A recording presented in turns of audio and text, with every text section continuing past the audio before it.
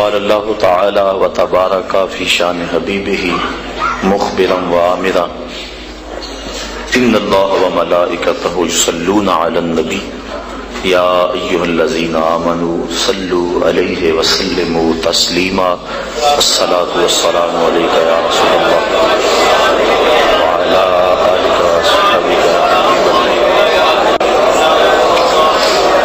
الصلاة والسلام عليك يا رسول الله وعلى آلك وصحبك يا محبوب رب العالمين. تمام حمد و ثنا، تعریف و توصیف اللہ جل مجدہ الکریم کی ذات پاک کے لیے، جو خالق کائنات بھی ہے اور مالک شش جہات بھی۔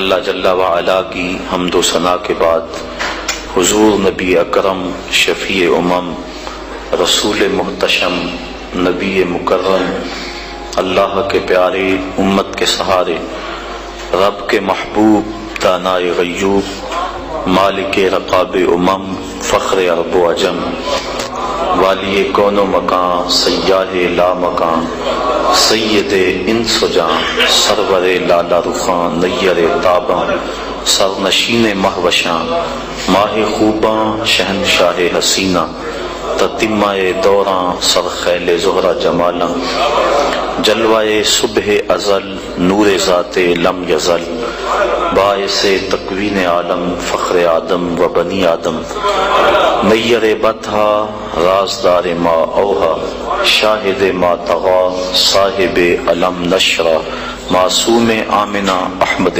مجتبی، حضرت محمد مصطفیٰ صلی اللہ علیہ وسلم کے حضور ناز میں اپنی محبتوں کا نیاز پیش کرنے کے بعد، واجب الاحترام ذوی الاحتشام برادران اسلام، السلام علیکم ورحمۃ اللہ وبرکاتہ۔ آج کسی اور آیت پہ گفتگو کرنے کا ارادہ لے کے حاضر ہوا تھا، لیکن محترم قاری صاحب نے جس محبت بھرے انداز میں سورہ زمر کی یہ آیات تلاوت کی تو میرے دل میں یہ خیال پیدا ہوا کیوں آج اس عنوان سے گفتگو نہ کی جائے۔ اور جب وہ نعت شریف پڑھ رہے تھے اور نعت شریف کا ایک شعر ایسا تھا کہ اس وقت میرا جی یہ چاہ رہا تھا کہ اس عنوان سے گفتگو کی جائے، تو چونکہ درس قرآن مجید ہے، میں نے انہی آیات کو آج کی گفتگو کا موضوع بنایا۔ چند باتیں اس پہ گوش گزار کر کے اپنی گفتگو کو سمیٹ لوں گا۔ اللہ تعالیٰ میری زبان پہ کلمت الحق جاری فرمائے۔ دنیا پر جن لوگوں نے اپنی زندگی کا ایک ایک لمحہ اللہ اور اس کے رسول کے لیے گزارا اور دنیا میں اپنے آپ کو تقوی کے نور سے مزین کیا، کل قیامت کے دن جب وہ گروہ در گروہ حاضر ہوں گے تو ان کے لیے جنت کے دروازے کھول دیے جائیں گے۔ وہ کیسا منظر ہوگا؟ اللہ تعالیٰ جل شانہ نے ان آیات کے اندر اس منظر کو بیان فرمایا ہے۔ وَسِيقَ الَّذِينَ اتَّقَوْا رَبَّهُمْ إِلَى الْجَنَّةِ زُمَرًا، اور جو لوگ اپنے رب سے ڈرتے تھے، تقوی اختیار کرتے تھے، وہ قیامت کے دن جنت کی طرف گروہوں کی شکل میں جائیں گے، گروہ در گروہ جنت کی طرف روانہ ہوں گے، ان کے قافلے رواں دواں ہوں گے، حتی اذا جاؤہا، یہاں تک کہ وہ جب جنت کے دروازے کے قریب آئیں گے تو پھر کیا ہوگا؟ وفتحت ابوابہا، اور ان کے لیے دروازے کھول دیے جائیں گے، اور دروازے کھول کے ان کو داخلے کی اجازت ہوگی، بس نہیں، وقال لہم خزنتہا سلام، جو داروغہ جنت ہوگا وہ ان کو کہے گا تم پر سلامتیاں نازل ہوں، ان کو سلامی دے گا، سلام علیکم طبتم، تمہارے اوپر سلامتیاں ہو، تم نے زندگی خوب اچھے انداز سے گزاری، طبتم، تم خوب رہے، اچھی زندگی تم نے گزاری، فادخلوها خالدین، اب آ جاؤ اس جنت میں ہمیشہ رہنے کے لیے۔ وقالوا الحمد للہ الذی صدقنا وعدہ. اور یہ جنتی جب جنت کی نعمتوں کو دیکھیں گے اور اس میں داخل ہوں گے تو کیا کہیں گے؟ اللہ اکبر. کہیں گے سب خوبیاں اللہ کے لیے جس نے اپنا وعدہ پورا کر دکھایا، جس نے جو وعدہ دیا تھا وہ پورا کر دکھایا. وَأَوْرَثَنَا الْأَرْضَ، اور ہمیں اس زمین کا وارث بنایا. نَتَبَوَّأُ مِنَ الْجَنَّةِ، ہم جنت میں رہیں حیث نشاء، جہاں ہم چاہیں. فَنِعْمَ أَجْرُ الْعَامِلِينَ، تو کیا ہی اچھا ثواب کام کرنے والوں کا ہے، عمل کرنے والوں کا کتنا اچھا ثواب ہے کہ اللہ کی رحمتیں ان کو نصیب ہوں گی. وَتَرَى الْمَلَائِكَةَ حَافِينَ مِنْ حَوْلِ الْعَرْشِ، اور اے مخاطب تو دیکھے گا فرشتوں کو کہ وہ عرش الہی کے آس پاس حلقہ بنائے بیٹھے ہیں. یہ منظر بھی تیری آنکھیں دیکھیں گی. کیا کرتے ہیں؟ یسبحون بحمد ربہم، وہ اپنے رب کی تعریف کے ساتھ اس کی پاکی بولتے ہیں. وقضی بینہم بالحق، اور لوگوں میں سچا فیصلہ فرما دیا گیا. وقیل الحمد للہ رب العالمین، اور کہا جائے گا سب خوبیاں اللہ کے لیے جو تمام جہانوں کا پالنے والا ہے، رب ہے. یہ تمام مضمون پر تو گفتگو ممکن نہیں اس تھوڑے وقت میں. دو ایک باتوں پہ گفتگو آپ کے گوش گزار کر کے اپنی معروضات کو گفتگو کو سمیٹوں گا. وسیق الذین اتقوا ربہم، اور وہ لوگ جو اپنے رب سے ڈرتے تھے، جنہوں نے تقوی اختیار کیا، ان کو چلایا جائے گا. الی الجنۃ زمرا، جنت کی طرف گروہ در گروہ. وہ گروہوں کی شکل میں جنت میں جائیں گے، کیونکہ تقوی کی بنیاد پہ جو دوستیاں ہوں گی وہ قیامت کے دن قائم رہیں گی. قرآن مجید میں اللہ تعالیٰ جل شانہ نے ارشاد فرمایا کہ گوڑے یار، خلیل کہتے ہیں جگری یار کو، گوڑے یار کو، گوڑے یار قیامت کے دن ایک دوسرے کے دشمن بن جائیں گے. الا المتقین، لیکن جن کی دوستی تقوی کی بنیاد پر ہوگی وہ قیامت کے دن بھی قائم رہیں گے. اس لیے تقوی کی بنیاد پر قائم ہونے والی دوستی جب قائم رہے گی تو وہ یار کٹھے جنت میں جائیں گے. اور اس مضمون کو یہاں بیان فرمایا گیا. زمرہ، گروہ در گروہ، ٹولیوں کی شکل میں. اللہ اکبر، کیسی یہ ٹولیاں ہوں گی؟ اہل محبت کی ٹولیاں ہوں گی، پیار والوں کی ٹولیاں ہوں گی، الفت والوں کی ٹولیاں ہوں گی. اللہ اکبر. حتی اذا جاؤہا وفتحت ابوابہا، اور یہ ٹولیوں کی شکل میں جنت میں جا رہے ہوں گے، جنت کے دروازے ان کے لیے کھول دیے گئے ہوں گے. اور جو داروغہ جنت ہے وہ ان کو سلامی پیش کرے گا. سلام علیکم، تمہارے اوپر سلامتیاں نازل ہوں. کس بات پہ؟ تم نے زندگی اچھے انداز سے گزاری. اللہ فادخلوها خالدین، اب اس میں رہو اور ہمیشہ رہو، تمہیں یہاں سے نہیں نکالا جائے گا. تو زندگی اللہ کی رضا کے لیے جس شخص نے اچھے انداز میں گزار دی، دنیا پر گو مشکلات اس نے سہی، لیکن قیامت میں اللہ پورا پورا صلہ عطا فرمائے گا. حضور نبی رحمت صلی اللہ علیہ وسلم نے ارشاد فرمایا 4 اشخاص ایسے ہیں جن کو جنت میں جانے سے کوئی چیز نہیں روک سکتی. اور فرمایا اگر لوگوں کے سست پڑ جانے کا اندیشہ نہ ہو تو اے عمر میں تجھ کو کہوں کہ یہ بات گلی اور بازاروں میں لوگوں کو بتا دو. اور پھر حضور نے ان 4 اشخاص کا تذکرہ کیا. ایک وہ شخص جو والدین کے ساتھ حسن سلوک کرتا ہے. دوسرا وہ شخص جس کی اولاد زیادہ ہے، ذرائع آمدنی تھوڑے ہیں، لیکن وہ اپنی اولاد کے پیٹ میں لقمہ حرام نہیں جانے دیتا. جب ذرائع آمدنی زیادہ ہوں اور پھر حرام سے بچنا، یہ بھی بہت بڑی سعادت ہے. لیکن جب ذرائع آمدنی بھی تھوڑے ہوں اور اولاد بھی زیادہ ہو تو پھر حرام سے بچنا یہ بڑا مشکل اور آزمائش کا مرحلہ ہوتا ہے. تو جو اس موقع میں رزق حرام سے بچا، قیامت کے دن حضور کے فرمان کے مطابق جنت میں جانے سے اسے کوئی شے نہیں روک سکتی. اور ہم صحابہ کی زندگیاں دیکھتے ہیں، فجر کی نماز ہوتی ہے، ایک صحابی جلدی سے اٹھ کے چلے جاتے ہیں. ایک دن آقا کریم نے پوچھا کہ ابو درداء کیا بات ہے؟ تو حضرت ابو درداء نے عرض کی حضور آپ جانتے ہیں آج کل مدینے میں کھجوریں پکنے کا موسم ہے اور سحری کے وقت ٹھنڈی ہوائیں مدینے کی سرزمین کو سلام کرنے بھی آتی. میرے ہمسائے کے صحن میں ایک اونچا لمبا درخت ہے کھجور کا جس کا جھکاؤ میرے گھر کی سمت ہے اور جب ہوا چلتی ہے تو اس سے کھجوریں ٹوٹ کے میرے ویڑے میں گر پڑتی ہیں. میں جلدی جلدی اس لیے چلا جاتا ہوں کہ بچوں کے اٹھنے سے قبل وہ کھجوریں اٹھا کے ان کے گھر میں پھینک دوں. کہیں ایسا نہ ہو کہ میرا بچہ کوئی کھجور اٹھا کے اپنے منہ میں ڈال لے. یہ صحابہ کا مزاج. اور ہماری سڑک سے گنے کی ٹرالی گزر کر تو دیکھیں, ہم بچے کو شاباش دیتے ہیں کہ بڑا دلیر نکلا ہے. جس کو آج آپ حوصلہ افزائی کر رہے ہیں کل بڑا ہو کے ڈاکو بنے گا, کل بڑا ہو کے راہزن اور لٹیرا بنے گا. اولاد کی تربیت کے باب میں یہ بات ہے کہ اگر وہ گناہ کا ارتکاب بچپن میں بھی کرتے ہیں تو ان کی وہاں حوصلہ شکنی کی جائے تاکہ ان کے دل میں گناہ سے نفرت پیدا ہو جائے. تو حضرت ابو درداء نے عرض کی حضور میں اس لیے جلدی چلا جاتا ہوں کہ ہمسائے کے گھر سے جو کھجور کا درخت ہماری سمت جھکا ہوا ہے اس کی کھجوریں جو گرتی ہیں میں ان کو اٹھا کے ان کے صحن میں پھینک دوں تاکہ کہ میرا بچہ وہ کھجور اپنے اندر نہ لے لے.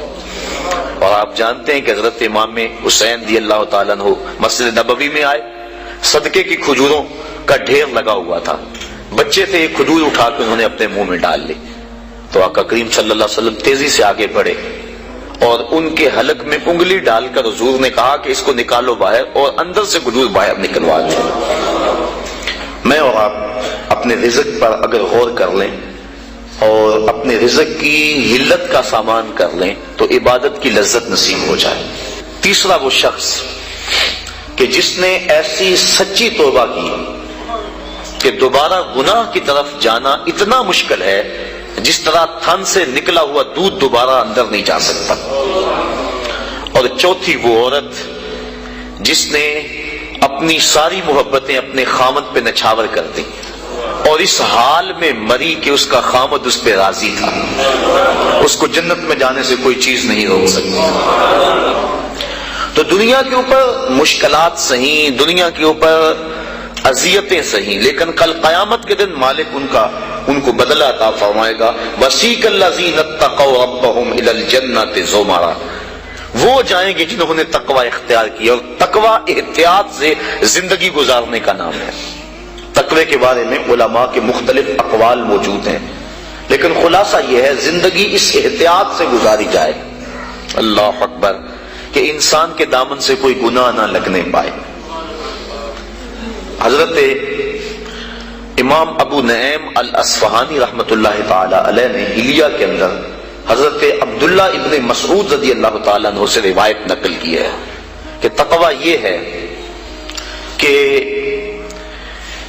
انسان اللہ کو یاد کرے بھولے نہ, اس کی فرما برداری کرے نافرمانی نہ کرے, اور اس کا شکر کرے ناشکری نہ کرے. اگر یہ چیزیں اس کے اندر پیدا ہو جاتی ہے تو وہ اس زمرے میں آ جاتا ہے جس کا نتیجہ جنت کے اندر جانے کا سبب بنتا ہے. اور حضرت ابو حریرہ رضی اللہ تعالیٰ عنہ سے ایک روایت ہے جس کو امام ترمذی نے نقل کیا ہے کہ ایک دن حضور تشریف فرماتے, فرمایا کہ کوئی ہے کہ جس کو میں نصیحت کروں اور وہ اس پہ خود عمل کرے یا ایسے لوگوں تک پہنچائے جو اس پہ عمل کرے. تو حضرت ابو حریرہ رضی اللہ تعالیٰ عنہ فرماتے میں نے عرض کی حضور میں ہوں, آپ مجھے وہ نصیحتیں کریں.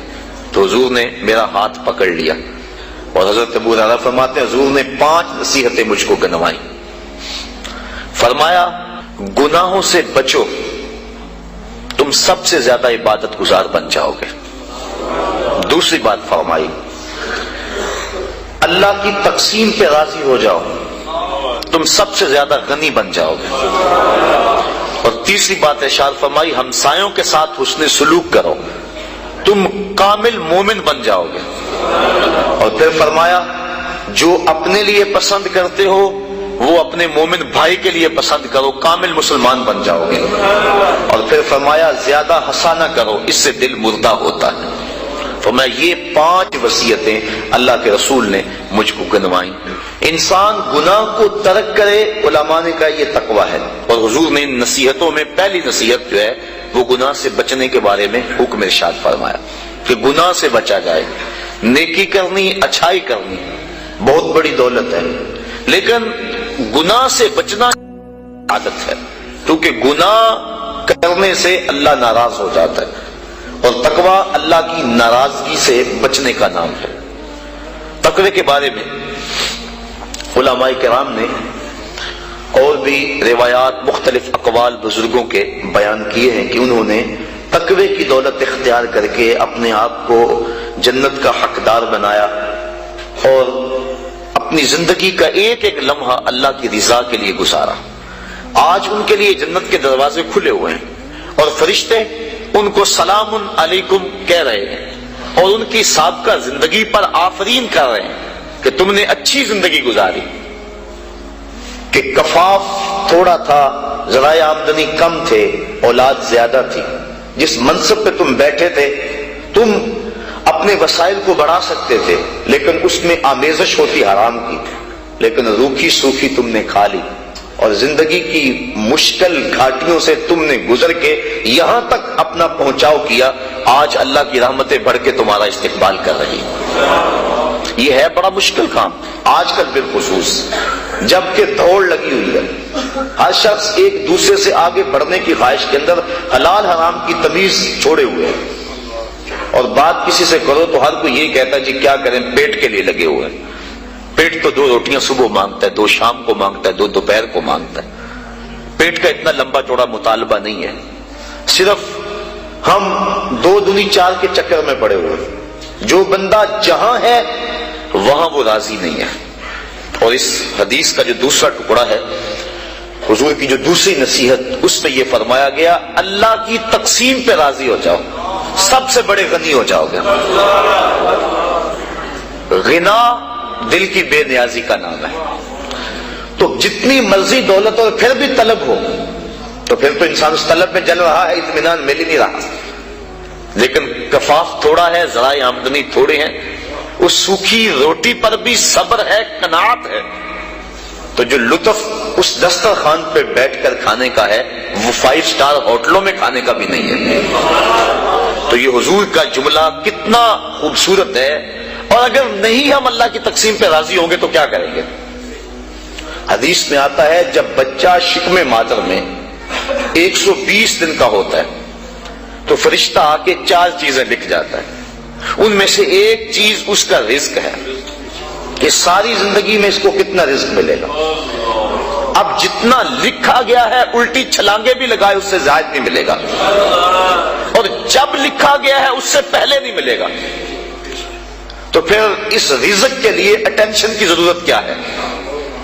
رزق کے لیے کام کرے، محنت کرے۔ شاید میں نے کسی درس قرآن میں اس حوالے سے بات کی تھی۔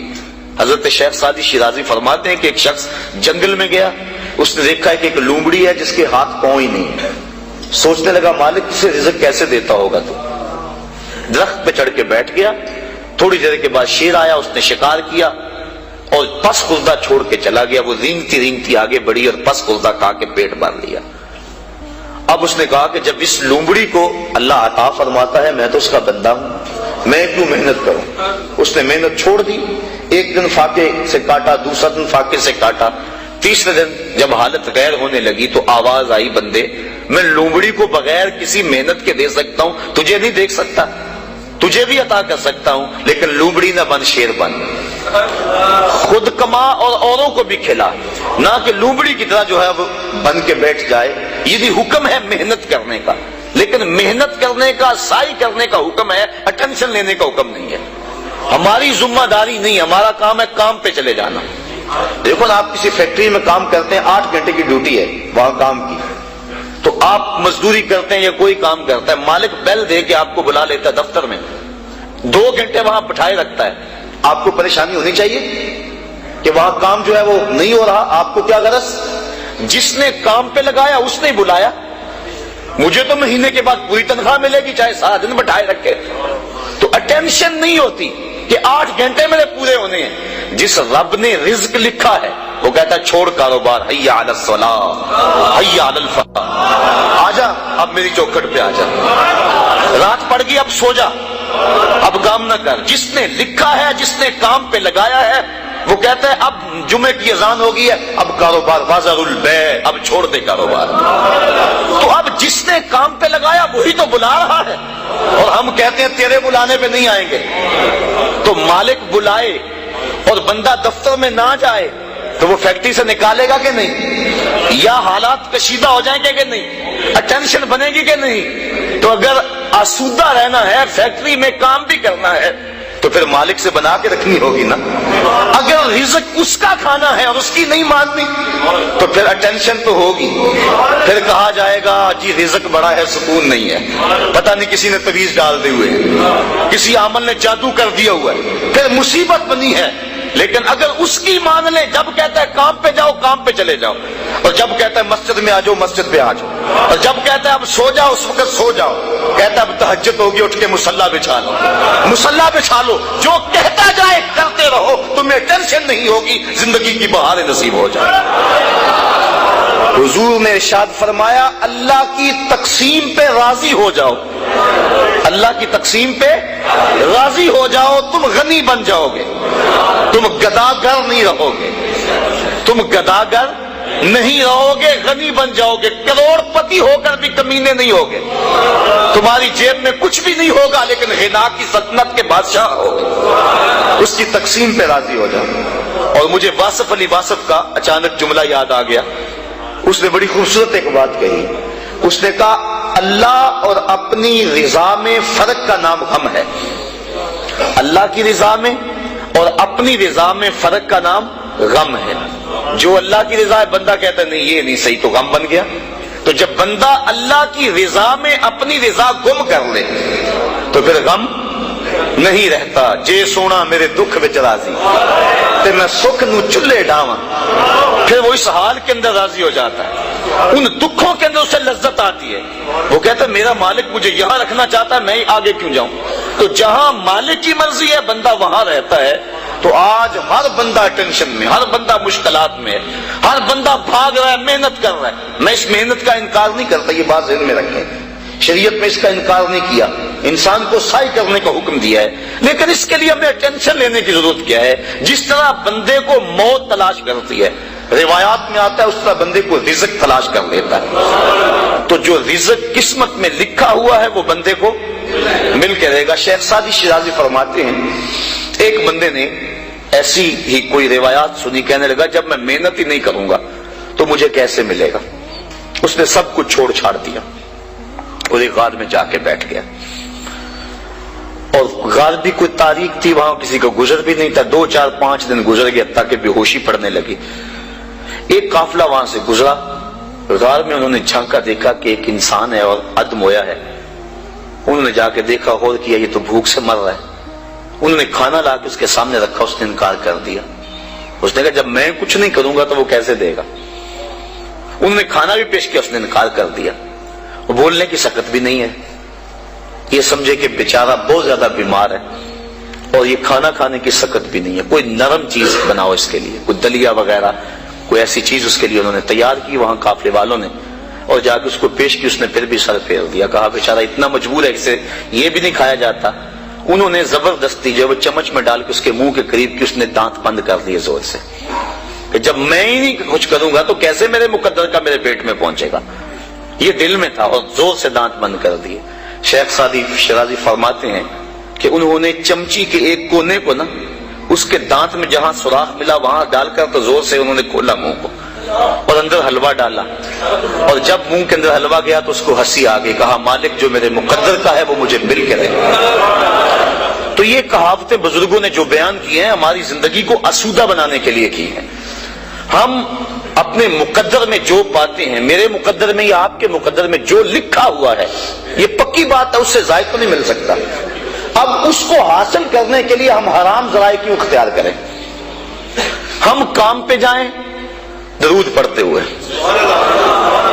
ہم کام پہ جا رہے ہیں، کہاں سے آئے گا، کیا ہوگا، کیا اس کی ٹینشن کیا؟ ہم کام پہ جا رہے ہیں اور نبی پہ درود پڑھ رہے ہیں، بس ہم کام پہ جا رہے ہیں، استغفر اللہ پڑھ رہے ہیں، اللہ رزق دے گا. سورہ نور اٹھا کے دیکھیے. فَقُلْتُ اسْتَغْفِرُوا رَبَّكُمْ إِنَّهُ كَانَ غَفَّارًا. تو میں نے کہا اپنے رب سے معافی مانگو, استغفار کرو, بے شک وہ معاف فرمانے والا ہے. پھر کیا ہوگا؟ يُرْسِلِ السَّمَاءَ عَلَيْكُمْ مِدْرَارًا, وہ آسمان سے موسلادھار بارش بھیجے گا. وَيُمْدِدْكُمْ بِأَمْوَالٍ وَبَنِينَ, تم کو مال بھی دے گا, بیٹے بھی دے گا. وَيَجْعَلْ لَكُمْ جَنَّاتٍ, اور وہ تمہارے لیے جنتیں اور باغ بنا دے گا. وَيَجْعَلْ لَكُمْ أَنْهَارًا, اور تمہارے لیے نہریں جاری کر دے گا. اللہ اکبر. مَا لَكُمْ لَا تَرْجُونَ لِلَّهِ وَقَارًا. آگے فرمایا کیا ہو گیا, تمہاری نظر میں اللہ کا وقار نہیں رہا؟ یعنی جس سے مانگنا ہے اس سے مانگ نہیں رہے, اور جو دیتا نہیں اس کے سامنے ہاتھ پھیلا رہے ہو. جب سحری کا وقت ہوتا ہے نا, سحری کا وقت, تو اللہ کی رحمتیں قریب آ جاتی. حدیث میں آتا ہے, آواز آتی ہے, حل من مسترزقن, کوئی رزق مانگنے والا ہے میں اس کی جھولی بھر دوں. حل من مستغفرن, کوئی بخشش مانگنے والا ہے میں اس کے گناہ معاف کر دوں. تو اس وقت اللہ کی رحمتیں آواز دے رہی ہوتی ہیں کہ کوئی رزق مانگنے والا ہو تو میں اس کی جھولی بھر دوں, میں اس کی جھولی بھر دوں. اور پھر کیا ہوتا ہے, جب وہ کہہ رہا ہوتا ہے اس وقت ہم سو رہے ہوتے ہیں. جب آواز آ رہی ہوتی ہے, تمہیں ٹینشن ہے, بیٹی کی شادی کرنی ہے, مسئلہ ہے, جہیز نہ دیا تو بیٹی کو تانے ملیں گے, مسئلے تو ہیں اس دور میں, اس کا انکار تو نہیں ہے. دن رات جو دوڑ لگی ہے اس کے سبب بھی ہیں. ہم جانتے ہیں کہ بھائی فیکٹری میں اوور ٹائم کیوں لگا رہے ہیں, انہیں پتا ہے کہ میں نے اپنی بہن کے ہاتھ پیلے کرنے ہیں. اور ہمارا معاشرہ جو ہے قرآن کو چھوڑ کے جہنم بنا ہوا ہے. آج بیٹے والا مطالبہ کرتا ہے کہ جو ہے مجھے یہ دیا جائے, مصیبت تو بنی ہوئی ہے, لیکن اب کیا کیا جائے, اس کے لیے ٹینشن موجود ہے, لیکن ہم ذرائع استعمال کرتے ہیں, اس کے لیے محنت کرتے ہیں, کوشش کرتے ہیں, لیکن جو دینے والا ہے جب وہ پکار رہا ہے اس وقت کیوں سوئے ہوئے ہیں؟ وہ کہتا ہے کوئی رزق مانگنے والا ہے تو جھولی پھیلائے, میں اس کی جھولیاں بھر دوں گا. اللہ اکبر. تو اللہ کے حضور جب بندہ طلب کرتا ہے تو اللہ تعالیٰ بندوں کے اٹھے ہوئے ہاتھوں میں اپنی رحمتوں کی برسات کر دیتا ہے. تو بات کہاں سے کہاں نکل گئی کہ انسان کو اگر اللہ کی تقسیم پہ رضا نصیب ہو جائے تو پھر وہ سب سے بڑا حضور نے فرمایا غنی بن جائے گا. اس کے لیے زندگی کی مشکل ختم ہو جائے گی, ورنہ کروڑوں اربوں خربوں روپے بھی ہوں لیکن اس کو تسکین قلب نصیب نہیں ہوگی. اور جب بندہ اللہ کی رضا پہ راضی ہوگا بس اس کو زندگی میں بہاریں نصیب ہو جائیں گی. میں اچھی طرح جانتا ہوں ایک شخص کو, ہمارا پیر بھائی بھی ہے, وہ بہت اعلیٰ عہدے پہ براجمان تھا وہ, لیکن اس محکمے میں حالات ایسے تھے, وہ ایسے چکر میں آ گیا کہ اس کو وہ کام چھوڑنا پڑا. اب وہ لوہے کی ڈھلائی والی بھٹی پہ کام کرتا ہے اور تقریباً 20-25 کلومیٹر کے قریب فاصلہ ہے جو سائیکل پہ آتا جاتا ہے. تو میں نے ایک دن اسے پوچھا, میں نے کہا کہ اچھی ٹھاٹ باٹ کی نوکری تھی اور آپ نے چھوڑ کے اس کو اختیار کر لیا, اب صبح جاتے ہو, آج کل سردیاں بھی ہیں, نہر کا کنارہ ہے جہاں چل کے اسے جانا پڑتا ہے, تو مشکل تو بڑی ہوتی ہوگی. کہنے لگا اس میں اللہ نے میرے لیے لذتیں ہی بڑی رکھ دی, اور اللہ تعالیٰ اس کو زندگی عطا فرمائے. انسان جب اللہ کی رضا کے لیے کسی کام کا آغاز کرتا ہے اور گناہ کو چھوڑتا ہے, اللہ اس کے نیک کام کے اندر برکت ڈال دیتا ہے.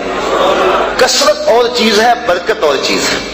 بہت سارے لوگ ہیں کثرت رکھتے ہیں لیکن برکت نہیں رکھتے, اور بہت سارے لوگ ہیں برکت کی دولت سے مالا مال ہیں, اور برکت تھوڑے میں پڑ جائے تو برکت جب مالک ڈال دے تو پھر بندے کے لیے پریشانی ختم ہو جاتی ہے. اور آج ہمارے کٹھن حالات پیدا ہوئے, یہ کیوں ہوئے, اس کی ایک اور وجہ ہے جو آپ کے سامنے عرض کرنا چاہتا ہوں. امام خبیری نے اس روایت کو نقل کیا, حضور فرمایا سیاتی زمان علی امتی یفرون من العلماء والفقہاء فیبتلیہم بثلاث. میری امت پہ ایک وقت آئے گا کہ لوگ علماء اور فقہا کی صحبت سے دور بھاگنا شروع ہو جائیں گے. فَيَبْتَلِيهِمْ بِثَلَاثٍ, تو اللہ تعالیٰ ان کو 3 طرح سے آزمائے گا. جب لوگوں کی حالت یہ ہوگی کہ اچھے لوگوں کی سنگت صحبت اختیار کرنا چھوڑ دیں گے, 3 آزمائشیں ان پہ نازل ہوں گی. پہلی آزمائش یہی جس کے لیے آج کے مضمون کا سارا رخ ہی مڑ گیا, لیکن چلو یہ بھی ضروری باتیں میں آپ کی گوش گزار کر رہا ہوں. یرفع البرکۃ من کسبہم, پہلی بات یہی کہ ان کے کسب سے، کاروبار سے، مال سے برکت اٹھا لی جائے گی۔ پہلی نحوست علماء کی صحبت سے دور بھاگنے کی وجہ سے ان کو جو ملے گی۔ دوسری نحوست، ان کے اوپر ظالم حکمران مسلط کر دیے جائیں گے۔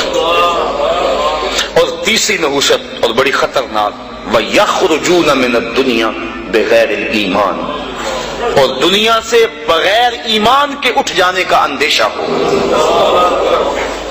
اور آج دیکھ لیں، یہ بات بھی درست ہے کہ آج وہ علماء کم ہیں جن علماء کی صحبت میں بیٹھ کے اللہ کا قرب ملتا ہے۔ میں جوہر آباد میں گفتگو کر رہا تھا تو وہ بات کو گفتگو تھی، تو ایک وکیل صاحب کہنے لگے کہ آپ جو بات کر رہے ہیں ہم اس بات کو تسلیم کر رہے ہیں، لیکن ان علماء کو کہاں سے ڈھونڈیں جن کی صحبت غنیمت ہوتی ہے اور جن کے دم سے انسان کو اللہ کا قرب ملتا ہے۔ آج تو گداگر اور دکاندار ہمیں مل رہے ہیں۔ تو میں انہیں اسے دو لفظی جواب دیا، میں نے کہا تمہیں پتا ہے مٹھائی کس دکان سے اچھی ملتی ہے، کپڑا کس دکان سے اچھا ملتا ہے؟ سارا شہر چھوڑ کے وہاں جاتے ہو کہ نہیں؟ یہی نہیں پتا کہ دین اچھا کہاں سے ملتا ہے۔ حضور کی امت کی خصوصیات میں سے ایک خصوصیت یہ ہے کہ قیامت تک اس امت میں اہل حق موجود رہیں گے۔ حضور کی امت کی جو خصوصیات ہیں ان میں سے ایک خصوصیت یہ ہے، قیامت تک اس امت میں اہل حق موجود رہیں گے، گو تھوڑے رہ جائیں گے۔ لیکن چونکہ ہم شیطان کے پھندے میں آ جاتے ہیں، اور کبھی ایسا نہیں ہوا کہ ایک دکاندار سے دھوکہ کھا لیں اور پھر دوبارہ کہیں کہ ہم کپڑے پہنتے ہی نہیں، ایک ہوٹل سے دھوکہ کھا لیں تو کہہ لیں ہم کھانا کھاتے ہی نہیں۔ یہ سارے فراڈی ہوتے ہیں۔ ایک دکاندار سے دھوکہ کھائیں گے، دوسرے کے پاس جائیں گے، دوسرے سے دھوکہ کھائیں گے، تیسرے کے پاس جائیں گے۔ لیکن یہاں کیا ہوتا ہے کہ ہم کسی ایسے شخص کے پاس چلے جاتے ہیں جو دین کے نام پہ کاروبار کر رہا ہوتا ہے، اور پھر جب اس سے ہم ڈسے جاتے ہیں ہم سارے طبقے سے بدزن ہو جاتے ہیں۔ شاید ہم دین کو اتنی ضرورت نہیں سمجھتے جتنی کپڑے کو سمجھتے ہیں، جتنی کھانے کو سمجھتے ہیں۔ 100 جگہ سے بھی دھوکہ کھائیں ہم سمجھتے ہیں کپڑا تو پہننا ہے، کوئی اور دکان تلاش کر لو۔ تو اگر دین کو بھی ضرورت سمجھا جائے 100 مرتبہ بھی دھوکہ کھاؤ پھر بھی تلاش میں رہو، کوئی تو صاحب حق ملے گا ہی نا۔ اور پھر تم نے دھوکہ بھی تو اللہ کے نام پہ کھایا ہے نا۔ حضرت عمر فاروق رضی اللہ تعالیٰ عنہ جو غلام لمبی نمازیں پڑھتا تھا اس کو آزاد کر دیتے تھے کہ یہ لمبی نمازیں پڑھ رہا ہے۔ غلاموں کو پتہ چل گیا، جو ان کی ملک میں غلام آتے وہ لمبی لمبی نمازیں ان کے سامنے پڑھتے اور آپ ان کو آزاد کر دیتے۔ کسی نے کہا کہ تم نہیں جانتے کہ یہ دکھاوے کی نمازیں پڑھتے ہیں، یہ تمہیں دھوکہ دیتے ہیں؟ حضرت عمر فاروق نے فرمایا اللہ کے نام پہ دیتے ہیں نا، میں 100 بار یہ دھوکہ کھانے کے لیے تیار ہوں۔ تو اگر وہ لوگ جو چائے کی پیالی پہ دین بیچتے ہیں، وہ لوگ بھی منبر و محراب پہ براجمان ہیں، وہ بھی لوگ تو موجود ہیں جو تاج شاہی کو ٹھوکر بھی نہیں مارتے۔ بستے ہیں کچھ ایسے پراگندہ تباہ لوگ بھی، افسوس کہ تمہیں میر سے صحبت نہیں رہی۔ وہ لوگ جن سے مل کے زندگی سے عشق ہو جائے آپ نے شاید نہ دیکھے ہوں مگر ایسے بھی ہیں۔ حضور نے ارشاد فرمایا خیار امتی العلماء وشرار امتی العلماء، میری امت کے بدترین لوگ بھی علماء ہیں اور میری امت کے بہترین لوگ بھی علماء ہیں۔ تو اگر بہترین لوگ امت کے تلاش کرنے ہوں تو وہ بھی اسی طبقے سے ملیں گے، وہ کسی اور جگہ سے نہیں ملیں گے۔ اور اگر بدترین لوگ وہ بھی اس طبقے میں موجود ہیں، ہم بدترین کو دیکھتے ہیں پھر اس طبقے سے بدزن ہو جائے، اور نتیجہ کیا کہ ہم آہستہ آہستہ اس جگہ پہ پہنچ جاتے ہیں کہ علماء کی صحبت سے نفرت شروع ہو گئی، جس کے نتیجے کے اندر یہ 3 مصیبتیں ہمارے اوپر نازل ہوئی۔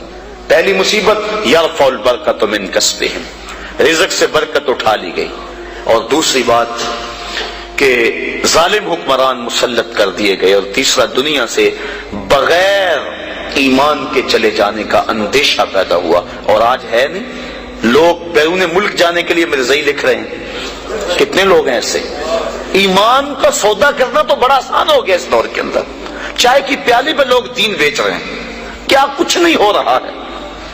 اللہ اکبر۔ حضور نے توبہ توبہ، حضور نے نشاندہی کی تھی کہ آدمی صبح کو مومن ہوگا اور شام کو کافر ہوگا۔ یصبح مومنا ویمسی کافرا، صبح مومن ہوگا شام کو کافر ہوگا، اور پھر فرمایا شام کو مومن ہوگا صبح کو کافر ہوگا۔ لا یبقى من الاسلام الا اسمه ولا یبقى من القرآن الا رسمه مساجدهم عامرۃ وهي خراب من الهدى۔ وقت آئے گا کہ قرآن صرف رسم کے طور پہ پڑھا جائے گا، اسلام صرف نام کا رہ جائے گا، مسجدیں زیب و زینت کے لحاظ سے تو آباد ہوں گی لیکن ہدایت کے نور سے خالی ہوں گی۔ جس دور کی نشاندہی کی گئی تھی کیا وہ اب دور موجود نہیں ہے؟ امام غزالی فرماتے ہیں جس دور کی نشاندہی اللہ کے رسول نے کی ہے، آج سے صدیوں قبل امام غزالی ہوئے ہیں، فرماتے ہیں وہ میرا دور ہے۔ امام غزالی فرماتے ہیں جس دور فتنہ کی نشاندہی حضور نے کی ہے وہ میرا دور ہے، اور یہ دور جس سے ہم گزر رہے ہیں یہ دور کیسا ہے؟ آج کیا ہو رہا ہے؟ حدود اللہ کو پامال نہیں کیا جا رہا، اسمبلیوں کے گنڈے اور بدماش اللہ کی حدود کو توڑ نہیں رہے، ان کو کون روکنے والا ہے؟ نہ ممبر سے آواز اٹھ رہی ہے نہ محراب سے آواز اٹھ رہی ہے، حجرہ نشین بھی تسبیح پھیر رہے ہیں۔ حضرت داتا گنج بخش علی اجمیری کشف الماجوب میں لکھتے ہیں کہ حضرت ابو اسحاق اسفرائینی جنگل میں گئے تو وہاں دیکھا کچھ صوفی گھاس کھا کھا کے گزارا کر رہے ہیں، گھاس کھا لیتے ہیں اللہ اللہ کرتے ہیں۔ تو امام ابو اسحاق اسفرائینی جلال میں آگے فرمایا آکلۃ الحشیش ہا ہونا انتم وامۃ محمد فی الفتن، تم یہاں گھاس کھاتے پھرتے ہو اور نبی کی امت فتنے میں مبتلا ہے۔ اللہ کو ایسے صوفیوں کی، ایسے تسبیح پھیرنے والوں کی ضرورت نہیں ہے، وہ تو ان لوگوں کا چاہنے والا ہے جو اللہ کے نام پہ سب کچھ قربان کر دیتے ہیں اور اپنا گھر کا سارا ساسا اپنی ہتھیلی پہ سجا کے کربلا کے میدان میں آ جاتے ہیں۔ تو آج کیا ہو گیا ہوا ہمیں اور ہم کس جگہ پہ کھڑے؟ یہ ایک الگ دکھ رہا ہے کہ اس مضمون کو میں چھیڑ لوں تو یہ بھی ختم ہونے پہ نہ آئے۔ آج امت جس مشکل حالات میں کھڑی ہے اور پوری دنیا کے مسلمان جہاں کھڑے ہیں آج کسی سے مخفی نہیں، اور ہمارے حکمران کیا کر رہے ہیں، اور جو ذمہ دار لوگ ہیں جن کو اسلام کے نام پہ ہم نے ووٹ دیے تھے اور اسمبلیوں میں بٹھایا تھا کہ تم اسلام کی آواز کو دبنے نہیں دینا، وہ کیا کر رہے ہیں کس سے بھی مخفی نہیں ہے۔ الفاظ کے پردے میں جن سے مخاطب ہوں وہ جان گئے ہوں گے کیوں نام لیا جائے۔ سب کو پتا ہے کہ آج کیا ہو رہا ہے اور کیسی سودے بازی ہو رہی ہے، اور لوگ دین کو بیچ رہے ہیں، سرے ممبر بیچ رہے ہیں، اپنا دین ایمان بیچا جا رہا ہے۔ تو یہ قرب قیامت کی نشانیاں ہیں۔ تو آج وہی بچے گا جو اللہ کی کتاب قرآن مجید کے ساتھ لگ جائے گا۔ اچھے لوگ تلاش کرے، ضرورت ہے ہماری تلاش کرنا۔ اگر اچھے لوگ کم ہو گئے تو ہم کہتے ہیں چلو نہیں تو نہ صحیح، یہ ہم کیسے کہہ سکتے ہیں جبکہ ہماری ضرورت ہے؟ ہم جگہ جگہ سے ڈنک کھائیں، جگہ جگہ سے ڈسے جائیں، ان اچھے لوگوں تک پہنچنے کی کوشش کریں۔ یہ دنیا چکی ہے اور اس کے دو پڑوں کے نیچے جو بھی آ گیا وہ کچلا جائے گا، بچے گا وہی جو کلی کے ساتھ لگ کے رہے گا۔ تو ہم نے اس کلی کو تلاش کرنا ہے، وہ کہاں ہے؟ ہم کہتے ہیں کوئی بات نہیں، ہم کیا کریں جی؟ نہیں، قیامت کے دن پوچھ کاروبار کا پتہ ہے ہمیں، کہاں نفع ہے کہاں نقصان ہے، کہاں سودا دینا ہے کہاں نہیں دینا ہے، کہاں کس منڈی سے 2 نمبر مال ملتا ہے کہاں سے 1 نمبر مال ملتا ہے، ہمیں سب پتا ہے۔ دنیا کا سارا شعور اور فہم و ادراک ہم رکھتے ہیں، اور یہاں آ کر ہم بھولے بن جاتے ہیں جی ہمیں کیا کریں، ہمیں تو کوئی صحیح ملا ہی نہیں گا، تم ڈھونڈو تو صحیح۔ ایسے لوگوں کو تلاش تو کرو، در در کی خاک تو چھانو، ایک دن وہ ملیں گے جن کے ملنے سے زندگی پیاری لگنے لگ جائے گی، جن کی قربت میں بیٹھ کے اللہ یاد آئے گا، اور جن کی صحبت تمہیں مالک کے قریب کر دے گی اور تم گناہوں سے خود بخود نفرت کرنے لگ جاؤ۔ تو ایسے لوگوں کو تلاش کریں، ایسے لوگوں کی قربت میں بیٹھیں۔ تو مضمون اور سمجھ چلا گیا اور یہ باتیں ضروری بھی تھیں۔ بہرحال وسیق الذین اتقوا ربهم الی الجنۃ زمرا، وہ لوگ جنہوں نے تقوی اختیار کیا وہ جنت کی طرف جو ہے وہ گروہوں کی شکل میں جائیں گے۔ یہ کون لوگ؟ جنہوں نے تقوی اختیار کیا۔ اللہ اکبر۔ اور تقوی کیا ہے؟ گناہوں سے قلبی نفرت کا نام ہے۔ حضرت شیخ جہانگیر سمنانی رحمت اللہ تعالی علیہ فرماتے ہیں، آپ فرماتے ہیں تقوی یہ ہے کہ نیکی کرنے کے باوجود بھی ڈرتا رہے، پتہ نہیں میری نیکی بھی قبول ہوئی ہے کہ نہیں، یہ تقوی ہے۔ حضرت علی المرتضیٰ فرماتے ہیں اپنی عبادات پر اعتماد نہ کرنا تقوی ہے۔ اور حضرت عمر فاروق کا عمل ہمارے سامنے موجود ہے کہ عید کے دن رو رہے تھے، چھوٹی عید کے دن۔ اس نے پوچھا آج تو ہر کوئی خوش ہے اور آپ رو رہے ہیں؟ کہا مجھے نہیں پتا کہ میرے روزے قبول ہوئے ہیں یا کہ نہیں، اگر قبول ہوئے تو پھر میرے لیے خوشی کی بات، اور اگر قبول نہیں ہوئے تو میرے منہ پہ مارے گئے، اس لیے میں چونکہ قطعاً جانتا نہیں اس لیے رو رہا ہوں کہ پتہ نہیں میں کن لوگوں میں سے ہوں۔ حضرت بایزید بسطامی سے کسی بڑھیا نے پوچھا تھا، حضرت ایک مسئلہ تو بتاؤ۔ پوچھا کیا؟ کہا میرے گدھے کی دم اچھی ہے یا آپ کی داڑھی اچھی ہے؟ ہائے مجھے کوئی یہ مسئلہ پوچھ کے تو دیکھے پھر جائے کہاں۔ بایزید بسطامی سے بڑھیا نے پوچھا آپ کی داڑھی اچھی یا میرے گدھے کی دم اچھی؟ ناراض نہیں ہوئے، بگڑے نہیں، آنکھوں سے آنسو ڈھلنے لگے۔ کہا تیرے سوال کا جواب فی الحال میرے پاس نہیں ہے، جب میں مر جاؤں گا تو پھر میرے پاس جواب ہوگا، پھر تو مجھے کیسے مل پائے گی۔ بایزید بسطامی کا انتقال ہو گیا، بڑھیا کے خواب میں آئے۔ کہا حضرت میرا سوال اسی جگہ پہ کھڑا ہے۔ کہا اللہ کا شکر ہے میری داڑھی تیرے گدھے کی دم سے ہزاروں درجے بہتر ہے، چونکہ میرا خاتمہ ایمان پہ ہو گیا۔ تو جب تک یقین نہیں ہو جاتا کہ میں کن لوگوں میں ہوں اتنی دیر تک یہ ظاہر ہے انسان کا اندر بے چین رہتا ہے۔ بڑے سخت معاملے ہیں آخرت کے۔ آج ہمیں نعت خواں بھی کہہ رہے ہیں کہ مجھے دیکھ کے جہنم کو پسینہ آئے، یہ تو منہ میں طوطی بولتا ہے جو مرضی کہتا پھرے، یہ تو کل قیامت کے دن پتا چلے گا کہ پسینہ کس کو آتا ہے۔ رسول کریم بھی جس جہنم سے پناہ مانگے۔ کبھی جنت کا تمسخر اڑایا جاتا ہے، ہو رے تو کیڑی جنت کا کرنا ہے تذکرہ، اسی جنت کا جس کو رسول اللہ ہاتھ اٹھا کے مانگتے رہے، اسی جنت کا تذکرہ کر رہے ہیں جس کے لیے حضور کا اشتیاق تھا، اسی جنت کی آرزو کر رہے ہیں جس کے لیے حضور نے فرمایا جب اللہ سے مانگو تو جنت فردوس مانگو۔ تو آج دلیری دی جا رہی ہے، آج پیر بیعت کرنے کے بعد جنت کا پرمٹ دے دیتا ہے۔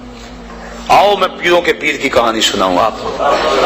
حضرت شیخ سعدی شیرازی فرماتے ہیں کہ ایک بندہ مطاف میں کنکروں کے اوپر پیشانی رکھ کے زاروں کے تار ہو رہا ہے اور کیا کہتا ہے اللہ مجھے معاف کر دے، یہ تو قیامت کے دن اندھا اٹھانا، میں تیرا کیا تیرے بندوں کا سامنا بھی نہیں کر سکتا۔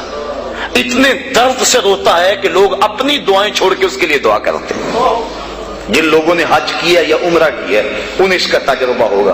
کچھ لوگ اتنے درد سے روتے ہیں کہ بندہ اپنی دعائیں بھول کے ان کے لیے لگ جاتا ہے۔ مجھے تو جس سال جانا نصیب ہوا تھا تو ان دنوں کے اندر فلسطین کی جنگ پورے زور پہ تھی اور کعبۃ اللہ کی غربی دیوار کے ساتھ فلسطین کے مرد و زن لپٹ کے رویا کرتے تھے، اور جب وہاں ہمارا چکر آتا تھا تو اس وقت طوطے اڑ جاتے اور اپنی دعائیں بھول جاتی اور اللہ کی بارگاہ میں عرض کرتے مالک فلسطین کو آزادی دے دے۔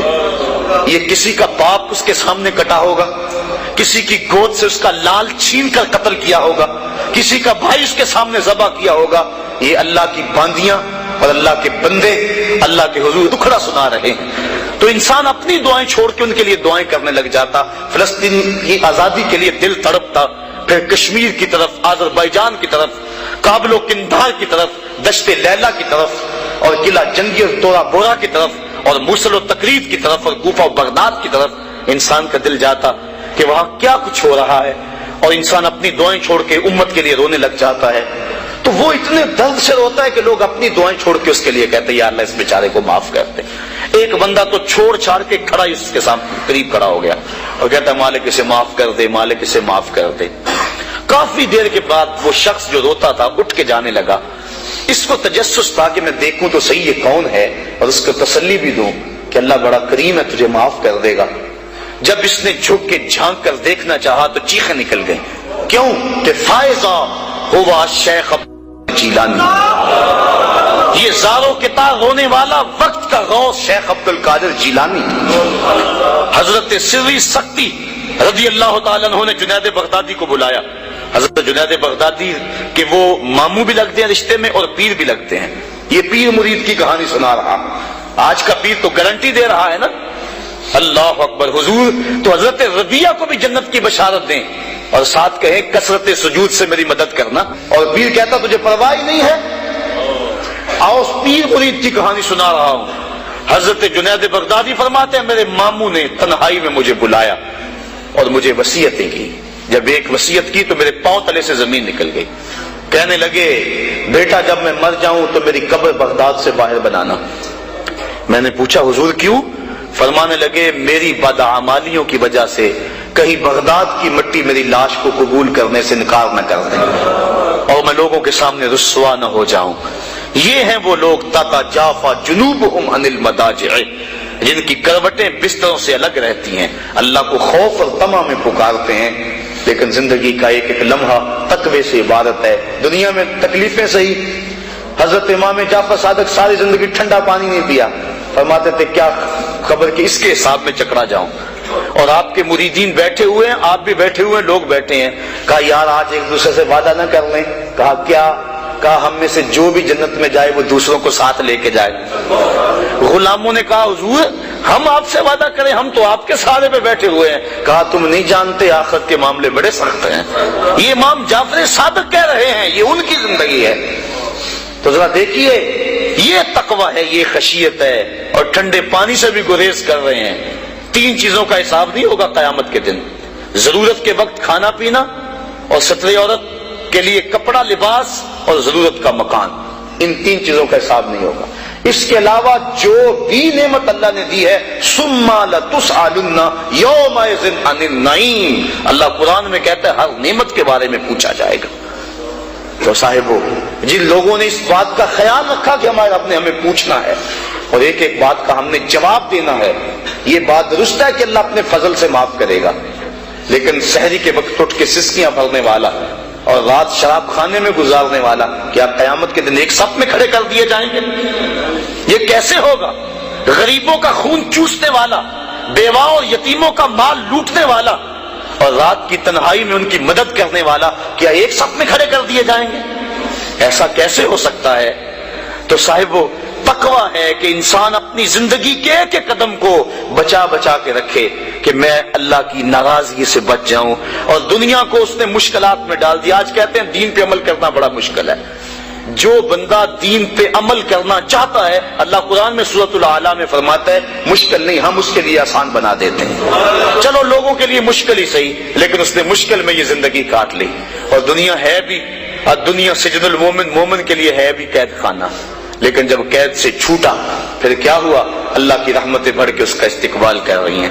پھر گروہوں کے اندر وہ جنت میں جائیں گے اور فرشتے کہیں گے سلام ہو تمہیں کہ تم نے زندگی اچھے ڈھب سے گزاری ہے، اب جنت میں آ جاؤ، تم اس جنت سے کوئی نکالنے والا نہیں ہے۔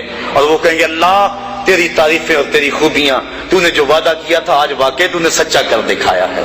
اور پھر جنت میں ان کو گوناگون نعمتیں دی جائیں گی، اور جنت میں مائے معین ہوگا، حوض کوثر ہوگا، سلسبیل ہوگا، کبھی وہ حوروں سے جام پیئیں گے، کبھی وہ غلمانوں سے جام پیئیں گے، لذت تو بڑی ہوگی، لیکن ایک لذت کی کہانی اللہ نے قرآن میں سنائی، ہمیں ایک وقت ایسا بھی پھر آئے گا وَسَقَاهُمْ رَبُّهُمْ شَرَابًا طَهُورًا، ان کا رب انہیں خود شراب طہور پلائے گا کہ تم نے میرے لیے چھوڑا، دنیا کی شراب تو نہیں پی لو، میرے دستے قدرت سے شراب پیو۔ تو وَسَقَاهُمْ رَبُّهُمْ، نہ حوروں کے ہاتھوں سے، نہ غلمانوں کے ہاتھوں سے، نہ کسی اور کے ہاتھوں سے، وَسَقَاهُمْ رَبُّهُمْ۔